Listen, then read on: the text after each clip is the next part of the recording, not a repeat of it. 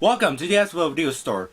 Today we're going to review Space Thunder Kids for our 100th review from 1991, produced by Joseph Lai, combining 8 other Korean films into one movie for its 30th anniversary. The reason why we're going to review this movie is because of 2 reasons.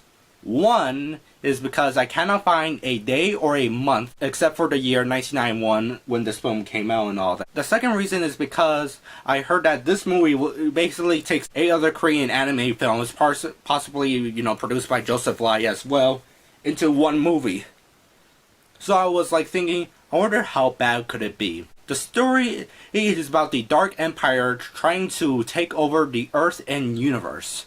But Earth has a team called the Space Thunder Kids to defend the planet against the Dark Empire. Movie was decent. I expected much more worse. The story's good, but because it combines 8 films into one movie, it has too many characters to keep track of, and it introduces characters like halfway through the film that they could have just introduced like a bit earlier in the film before and all that. Let's just have like the first 10 minutes like have everything, introductions and all that, Dark Empire, here's the good guys and all that. But no, it's like, oh yeah, we got another team, oh look, we got these characters, oh yeah, you gotta remember this guy, watch out, you gotta remember all these people and all of that. The animation is good, but not great. You could tell in some moments they were doing it very cheaply.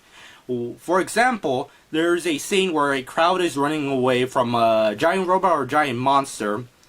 But what they did was that they took like one line of the crowd and copied it throughout the to fill up the crowd itself.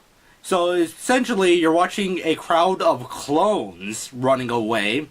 Another example being is that there's a giant monster that attacks a city or an island that is invisible. But when the outlines are shown, you can actually tell that they keep reusing the same frames for the monster itself. They're not like, animating it. They're just like going, no, like that. The editing is well done to at least make the movie look like not like a jumble of 8 other movies combined to each other. Although if you had actually seen those films before, which I don't know like what films they use. I know they use Savior of the Earth. That's the definite truth, because the Dark Empire, literally the Emperor himself is literally from Savior of the Earth, which I have a DVD down there. I'm not sure if it's my DVD or the movie itself, but when watching the movie there will be moments where it appears normal and bright, but then it drops to quality or the picture quality just gets dark. Overall, it's a somewhat bad movie, but it's a very entertaining one because it makes you laugh. So I'll give it 3.5 out of 5 stars. I own this movie on DVD, as you see here. This is my Space Thunder Kids DVD. But the funny thing in the back cover, it misspells Guardian. The word Guardian is misspelled. I forgot where exactly it is. Oh, here it is. As you see, the word Guardian is misspelled. Here's the disc itself. It's basically the cover. There's not really much stuff on these like Review DVDs and all that. Basically you only get like the movie itself and also like the preview trailers, which is always the same with each Review release and all that. I wonder how these films were distributed back in the days, in the 90s and the late 80s and all that. And I have like a theory for that, because first off, there's like trailers to when the movie starts. There's like a trailer before the movie plays for some reason. Because the only VHS, there's no US VHS releases. There's always like the UK, like United Kingdom or Australian VHS releases and all that.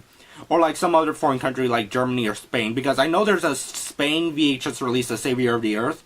So they might play on TV, or they just had VHS releases and the trailers just like were like on like different tapes to like promote the promote these films and all of that. I wish I could someone to track down Joseph Lai to actually get these questions answered about these 8 like several of these Korean films and all of that.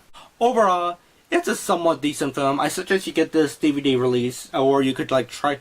I'm not sure if there's any other releases out there, like some obscure VHS, like foreign release and all that. But before we end this video, let's see what will be the 101st review. I have this hat here, and also got the movie submissions that we had on our 90th review of Reptilicus.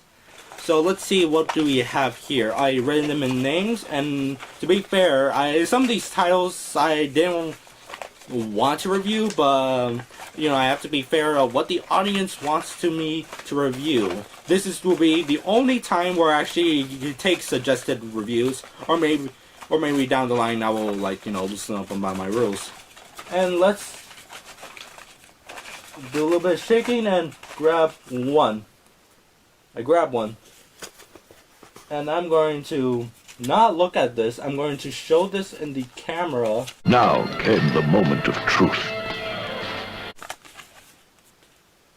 As you see, this is your new review, the 101st review.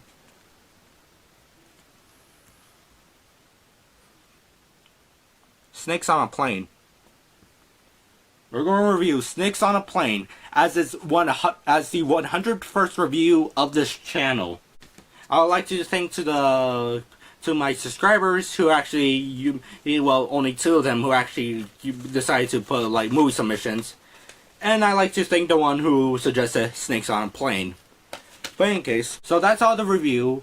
Have a nice day, and later on, come back to our video store.